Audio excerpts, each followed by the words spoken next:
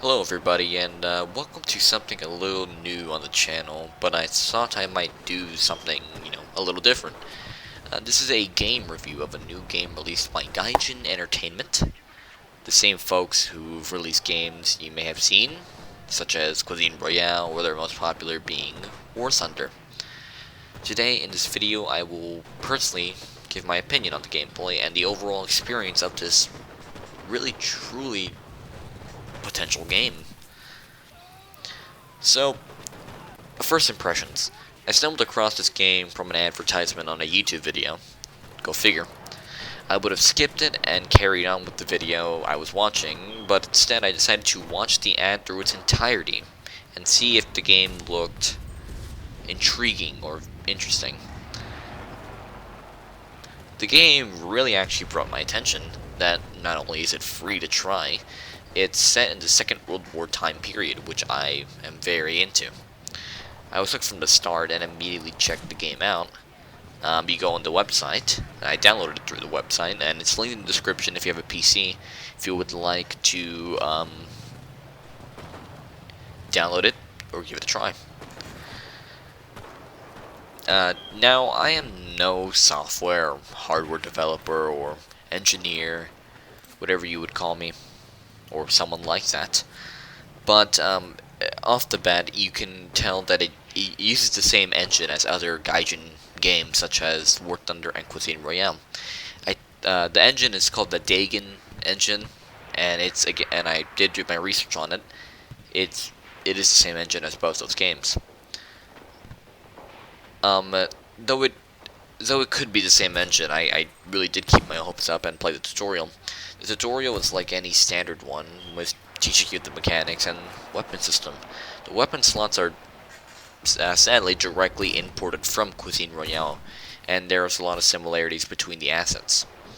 What I do find cool, however, is the vehicles you can drive. You can have people in planes, dive bombers and fighters swoop down on your position and bomb you. There were tanks, historical tanks, that that blow you up, that have machine guns and cut down enemies as you advance. It's a very cool experience, and it does really set its place in World War II. Right off the bat, this game, you have to give it time to get used to it. This game functions like a Battlefield game with squads of people. Now, the cool concept, however, is how you have a squad of people, but they're not people.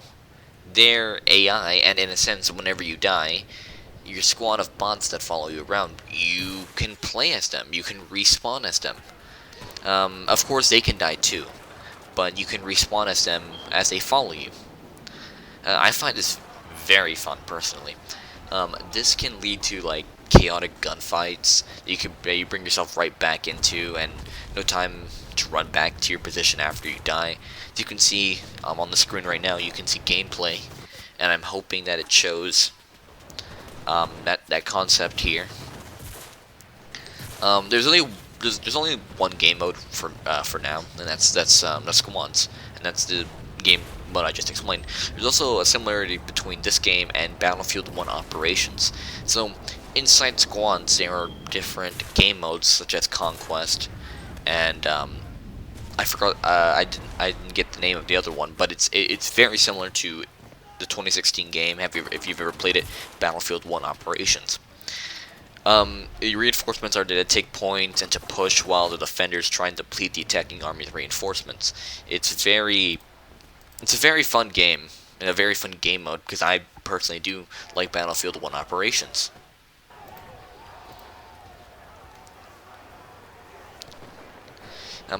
Overall, it's a very great concept, and again, but again, it does take time to get used to. But I think eventually it will become very fun. You can play with friends as well, or take it solo with your little squad. Graphics-wise, since it's the same game engine as War Thunder and Cuisine Royale, the graphics aren't phenomenal, but very nice to look at, along with the soldier and gun models. Since this is a World War II setting, you're going to see a lot of historical weapons, and another thing I really like is different uniforms for different regiments of the armies, whether being the Allies or the Axis. Very nice. I do approve.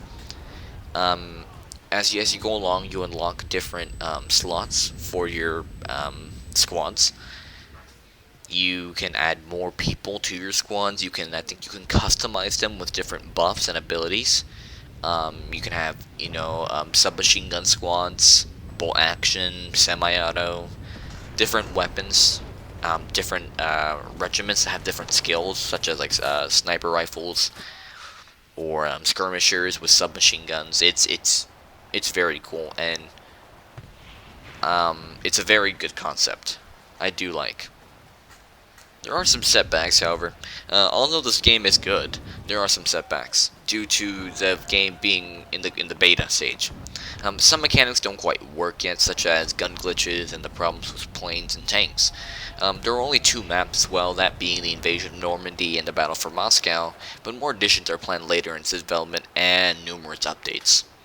The concept of the AI squads can be very wonky and frustrating at times, but it is very interesting to see it put into place.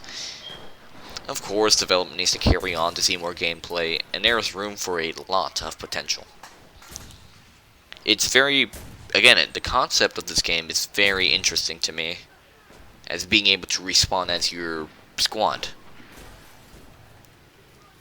And they can also die too, and they shoot as well. They kind of act like normal people.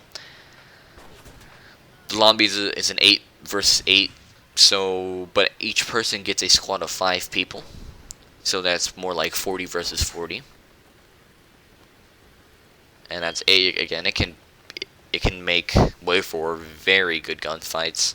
But again, there are some issues with models and how planes work, and how some things are not implemented in the game yet. All in all, this game certainly does have potential to make it great and more enjoyable to a larger audience. So it may not be as fast-paced as other World War II games or any games of that same genre. It deserves to at least be tried. This game is very fun in my eyes, and I highly suggest you at least give it a shot. It is available for the PS5 and Xbox, as well as PC, which you would see the gameplay right here. So if you play consoles, you are not left alone. Overall, do I think highly of this game? Yes, I do, because of the way the concepts are implemented and how they function within a multiplayer setting. This game deserves a look at, and if you do not like it, well, it's free. It's the closed beta.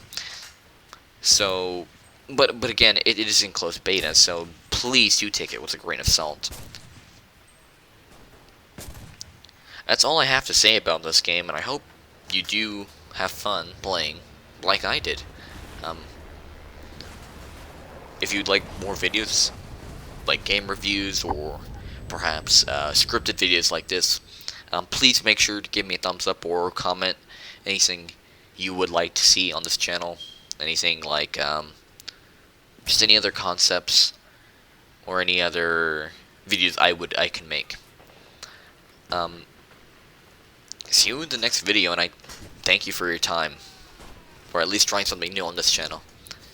And see you later.